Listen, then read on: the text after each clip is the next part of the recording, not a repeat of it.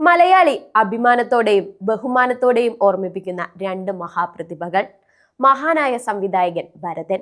സ്വപ്നവും ജീവിതവും വിരൽത്തുമ്പിനാൽ ചാലിച്ചെടുത്ത് വെള്ളിത്തിരയിൽ ഭരതൻ വരച്ച ചിത്രങ്ങൾ എങ്ങനെ മറക്കും?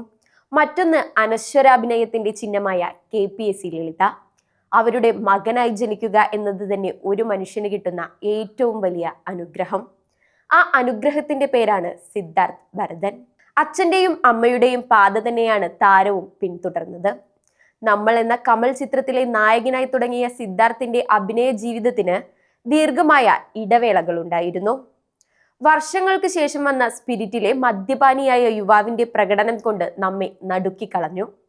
ഇതിനിടയിൽ നിദ്ര മുതൽ ചതുരം വരെ സംവിധായകൻ എന്ന നിലയിൽ ഒന്നിനൊന്ന് വേറിട്ട കുറെ ചിത്രങ്ങൾ. നമ്മൾ എന്ന ചിത്രത്തിലെ ശ്യാമിൽ തുടങ്ങി രസികനിലെ സുധി, സൂക്ഷ്മദർശിനിയിലെ ഡോക്ടർ ജോൺ, സുമതി വളവിലെ ചെമ്പൻ, അങ്ങനെ എത്രയെത്ര കഥാപാത്രങ്ങൾ.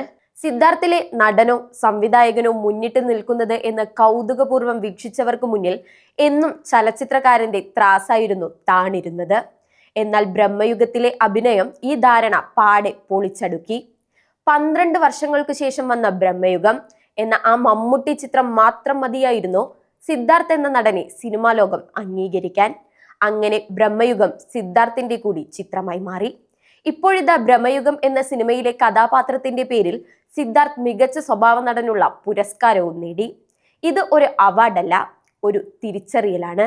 ആ അമ്മയുടെയും അച്ഛന്റെയും മകൻ ഇവിടെ തന്നെയുണ്ട് എന്ന തിരിച്ചറിയൽ. ഇതുവരെ കണ്ടതിൽ നിന്നെല്ലാം വ്യത്യസ്തമായ കഥാപാത്രമാണ് സിദ്ധാർത്ഥ് ഭരതൻ ചിത്രത്തിൽ കാണിച്ചു തന്നത്. ബ്രഹ്മയുഗത്തിൽ കഥാപാത്രങ്ങൾ അധികമൊന്നുമില്ല, വിരലിൽ എണ്ണാവുന്നവർ മാത്രമാണുള്ളത്.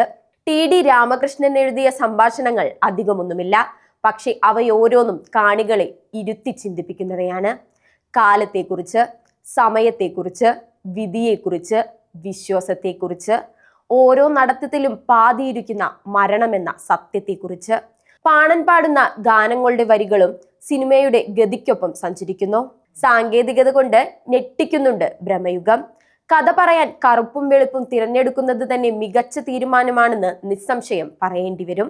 മമ്മൂട്ടിയുടെ കൊടുമൺ പോറ്റി, അർജുൻ അശോകന്റെ തേവൻ എന്ന പാണൻ, സിദ്ധാർത്ഥ് ഭരതന്റെ കുശിനിക്കാരൻ, ഇവരിലൂടെയാണ് പടം മുന്നോട്ട് പോയത്. പോറ്റിക്ക് അധികാരത്തിന്റെ ഭ്രാന്താണ്, തേവന് മോഹന സ്വപ്നങ്ങളുടെ ഭ്രാന്തും, കുശിനിക്കാരന് പ്രതികാരത്തിന്റെ ഭ്രാന്തും. ആ ഭ്രാന്ത് ചെയ്യാൻ മറ്റാരുമില്ലെന്ന് സിദ്ധാർത്ഥ് ഓരോ നിമിഷവും അടിവരയിട്ട് ഓർമ്മിപ്പിച്ചു.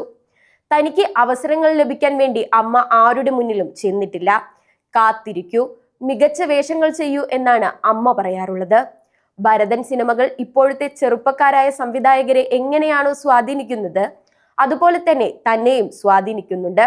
അച്ഛന്റെ മരണത്തിന് ശേഷമാണ് അദ്ദേഹത്തിന്റെ സിനിമകളുടെ ആഴം കൂടുതൽ മനസ്സിലായത്.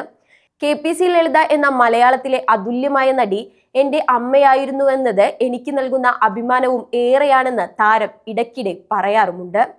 ഇപ്പോഴിതാ വൈകിയെങ്കിലും ഒരു പുരസ്കാരം അത് സിദ്ധാർത്ഥിനെ തേടിയെത്തുമ്പോൾ ഒരിക്കൽ കൂടി പറയാം, തേച്ചു മിനുക്കിയാൽ അദ്ദേഹത്തിലെ കലാകാരൻ ഇനിയും മിന്നിത്തിളങ്ങും.